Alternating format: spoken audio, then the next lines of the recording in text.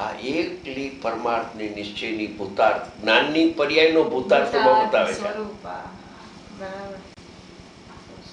બીજી જગ્યાએ જ્યાં આવે છે અહીંયા પ્રમાણથી લીધું છે કે ઉદ્ગલના પરિણામને જાણતું જે જ્ઞાન કે જે જ્ઞાન આત્માને જાણે છે તે મારું કર્મ છે. એ પ્રમાણથી વાત કરી. પ્રમાણથી વાત જુદી છે, નહીંથી વાત જુદી છે.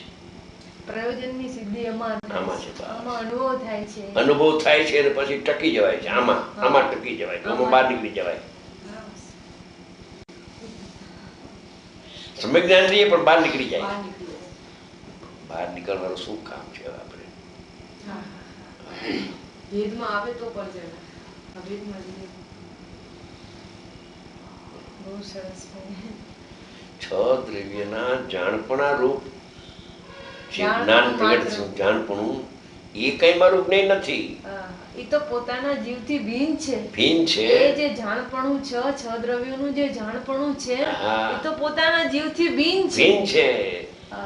કેમ કે નકર તો જો એક જાણપણાને આત્મા કે તો પેલું વાક્ય ભ્રાંતિનું ખોટું પડી જાય. તો ભ્રાંતિથી જ ન થાય કે એનું જાણપણું પણ જ્ઞાન છે, એનું જાણપણું પણ જ્ઞેય છે અને સ્વનું જાણપણું પણ જ્ઞેય છે એમ નથી.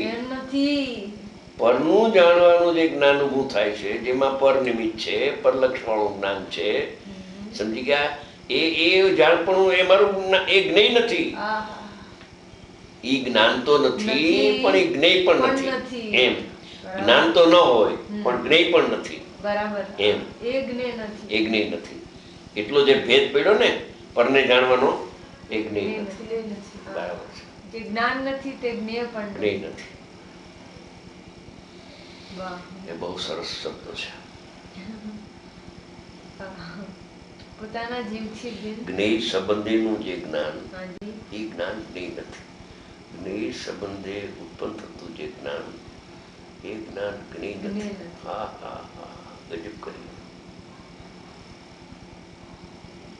છદ્રિયો જ્ઞેય છે એ સંબંધિત થયું જ્ઞાન કે છદ્રિયો ભગવાને કયા છે એવું જે જાણપણું આવે થયું. જ્ઞેયનો ભાવ હે જ્ઞેયનો ભાવ છે. હા, જ્ઞેયનો ભાવ છે. જ્ઞેયનો ભાવ જ્ઞેય નથી.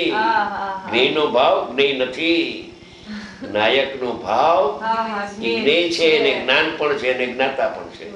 નાયકનો ભાવ જ્ઞાન પણ છે, જ્ઞેય પણ છે અને જ્ઞાતા પણ છે. એ જ્ઞાયકનો ભાવ, ઓલો જ્ઞેયનો ભાવ.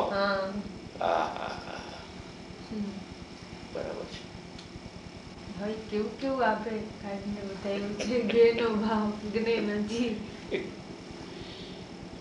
નાયકનો ભાવ જ્ઞેય છે.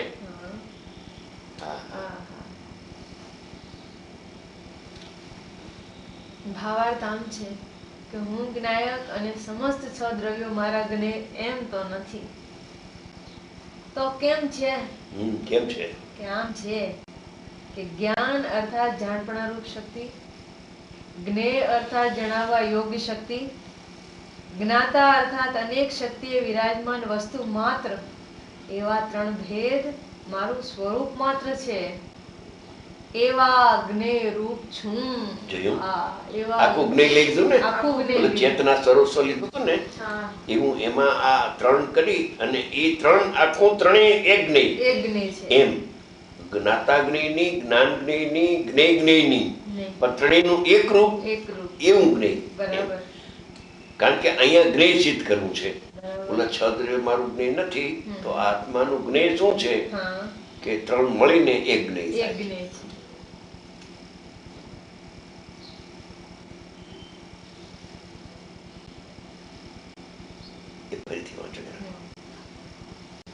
જ્ઞાન અર્થાત જાણપણા રૂપ શક્તિ, જ્ઞેય અર્થાત જણાવવા યોગ્ય શક્તિ. જો હવે જ્ઞેય એટલે જણાવવા યોગ્ય શક્તિ લીધી ને, તો જણાવવા યોગ શક્તિ જ્ઞેય એટલે જણાવવા યોગ પણ પરમાત્મા નામનો એક આત્મામાં ગુણ છે. એટલે તન્મય થઈને એ જણાય છે. ઓલું જ્ઞેય તો ભિન્ન છે એટલે એની વાત તો કાઢી નાખી. એટલે જ્ઞેય પણ જણાવવા યોગ શક્તિ છે એટલે જણાય છે મને. મારો આત્મા જણાય છે મારામાં. કેમ કે એનામાં જ્ઞેયત્વ શક્તિ છે એટલે જણાય છે, મારામાં જ્ઞાન શક્તિ છે એટલે જાણું છું. અને બેયનું અભેદ છે, ન જ્ઞાતા છે. પછી બે શક્તિથી મનીને ઘણી કહેશે, પણ આપણે બે લઈ લેવી. બે બસ એ બેમાં તો બધું આવી ગયું, જાણવાની ને જણાવવાની. બસ એ બેનું અભેદ પણ એ ન જ્ઞાતા છે. બરાબર છે. અને જ્ઞાન એનો ભેદ છૂટી જાય છે.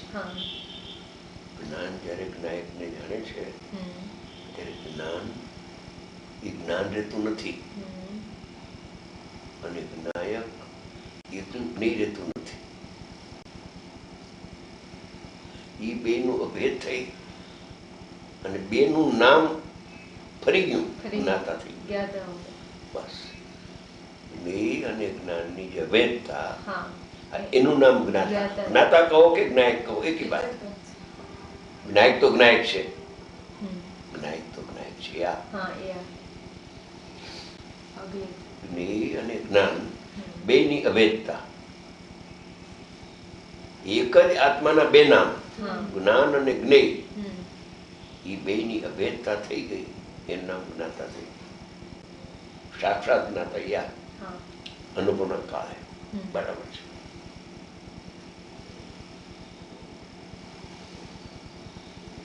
જણાવાયોગ શક્તિ ને જાણવાની શક્તિ, બે શક્તિ લીધી. મેઇન બે શક્તિ લીધી. મેઇન બે જ છે ને, બે જ છે. અને બે શક્તિ આખી વસ્તુમાં વ્યાપે છે ને, આખી વસ્તુમાં. જ્ઞાન શક્તિ આખી વસ્તુમાં વ્યાપક છે, ને જ્ઞેય શક્તિ પણ આખી વસ્તુમાં વ્યાપક છે. એટલે અભેદ જ છે. અભેદ જ છે. એ તો ધર્મ ભેદ થી સમજાવે છે. બાકી અહીંયા જ્ઞેય છે ને અહીંયા જ્ઞાન છે, એમ ક્યાં છે? જે જ્ઞાન છે તે જ્ઞેય છે, ને જ્ઞેય છે તે જ્ઞાન છે. જ્ઞેય છે નામ, એનું નામ એ જ્ઞાન છે, અને જ્ઞાનનું નામ જ્ઞાન પણ છે, અને જ્ઞાન નામ જ્ઞેય પણ છે. એવું છે. કેમ કે જ્ઞેયત્વ શક્તિ, પ્રમેયત્વ શક્તિ છે, એ બધામાં વ્યાપે. જ્ઞાનમાં વ્યાપે છે, વ્યાપે છે, એટલે જ્ઞાન જણાય છે, એટલે જ્ઞાનમય આત્મા જણાય છે. અને જ્ઞાન જ્ઞેયમાં વ્યાપી જાય છે. જ્ઞાન જ્ઞેયમાં વ્યાપે એટલે એ પોતે જ્ઞાન થઈ ગયું, એ જ્ઞેય પોતે જ્ઞાન થઈ ગયું, અને જ્ઞાન પોતે જ્ઞેય થઈ ગયું.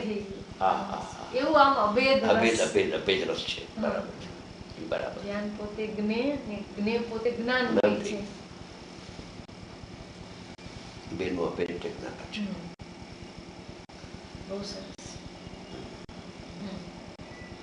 જ્ઞાન અર્થાત જાણપણા રૂપ શક્તિ, જ્ઞેય અર્થાત જણાવવા યોગ્ય શક્તિ, જ્ઞાતા અર્થાત અનેક શક્તિએ વિરાજમાન વસ્તુ માત્ર, એવા ત્રણ ભેદ મારું સ્વરૂપ માત્ર છે. એવા જ્ઞેય રૂપ છું. જ્ઞાતામાં ઓલું બે સમાવી દીધું, એવી અનંત શક્તિ સમાઈ ગઈ જ્ઞાતામાં. એવા જ્ઞેય રૂપ છું. એવા જ્ઞેય રૂપ છું. એવા જ્ઞાન રૂપ નહીં.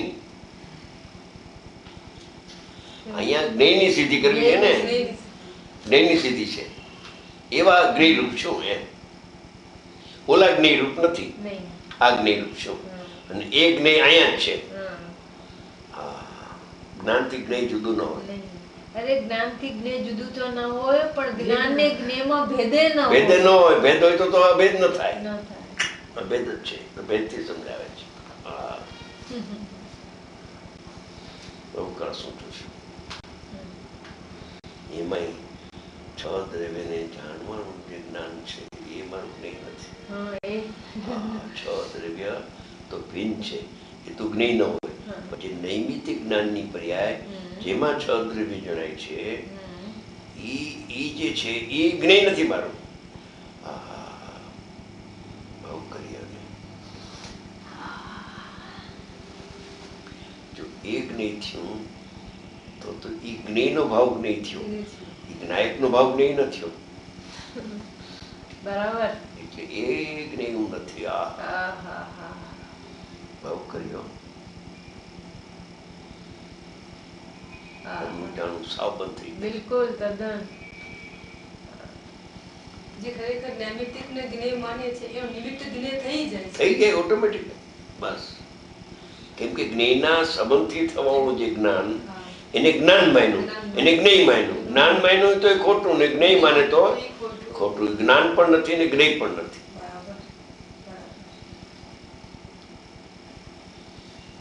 કેમ કે પરનું સાપેક્ષ પણ આવ્યું ને, સાપેક્ષ નિરપેક્ષ છે. ये बात सारी करी आपने कि पर को जानने वाला ज्ञान को ज्ञेय कहे तो ऊपर भ्रांति की सिद्धि नहीं होती है। ऊपर तो भ्रांति का ભ્રાંતિ કઈ છે અને પછી એને એમ કહે કે આ અગ્નિ છે, પરને જાણનારું જ્ઞાન અગ્નિ છે, ઉપર તો ભ્રાંતિ કઈ છે, તો પરસ્પર વિરોધ થઈ ગયો પોતાનું, એમ ન હોય. એટલે ઉપરવાળી વાતની જ આ સિદ્ધિ છે. હા, ઉપર જે ભ્રાંતિ છે એ ભ્રાંતિ કાઢવી છે, એ તો ભ્રાંતિ છે ને ઈ આમાં ભ્રાંતિ પાછો આવી જાય નહીં. હું પરને જાણતો જ નથી ને, પરને જાણે એવું જ્ઞાન જ પ્રગટ થતું નથી ને મારામાં.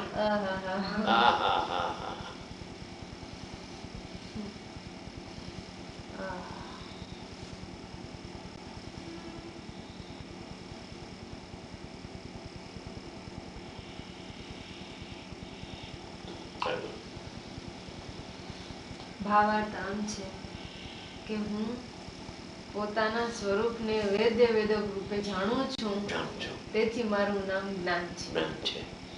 જો જ્ઞાનની વાત કરી, જ્ઞાન કેનું નામ? વેદ્ય પણ હું ને વેદક પણ હું, જ્ઞેય પણ હું અને જ્ઞાન પણ હું, એટલે મારું નામ જ્ઞાન છે. હું મને વેદ્ય વેદક રૂપે જાણું છું. વેદ્ય પણ હું અને વેદક પણ હું, જણાય તે પણ હું અને જે જાણનારો છે તે પણ હું, માટે મારું નામ જ્ઞાન છે.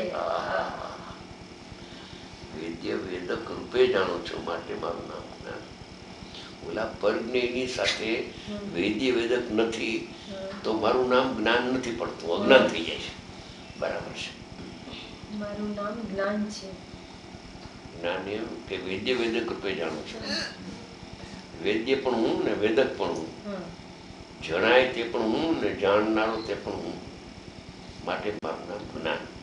આગળ એટલે જાણનારો જણાય છે, એટલે જે જણાય છે એ તો જાણનાર છે. બસ. અને જાણનાર છે એ જણાય છે, એ રીતે હું મને જાણું છું, તેથી મારું નામ જ્ઞાન છે.